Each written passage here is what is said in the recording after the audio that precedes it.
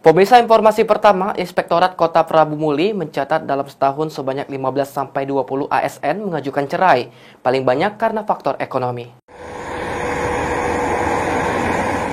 Dalam setahun terakhir terjadi peningkatan yang signifikan dalam jumlah pasangan aparatur sipil negara yang mengajukan permohonan cerai di Prabu Muli. Di tahun 2022 saja, sebanyak 20 ASN dikabarkan telah mengajukan cerai. Sementara pada tahun 2021 ada 15 ASN yang mengajukan cerai. Kepala Inspektorat Prabu Muli Indra Bangsawan mengatakan dari seluruh pasangan yang mengajukan cerai setiap tahunnya, tidak semua yang Inspektorat usulkan ke Wali Kota untuk disetujui bercerai. Pihaknya harus melihat dulu faktor-faktor yang menyebabkan keinginan untuk pisah.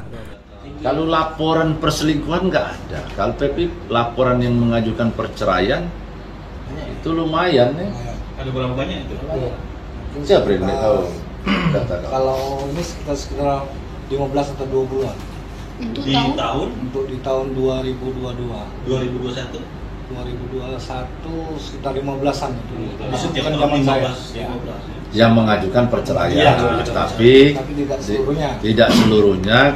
Kami usulkan ke Pak Wali itu untuk disetujui bercerai. Dalam beberapa kasus, alasan yang disebutkan untuk perceraian adalah konflik yang berlarut-larut dan ketidakcocokan antara pasangan suami istri. Namun yang paling banyak terjadi karena faktor ekonomi. Beni Firdaus, PAL TV.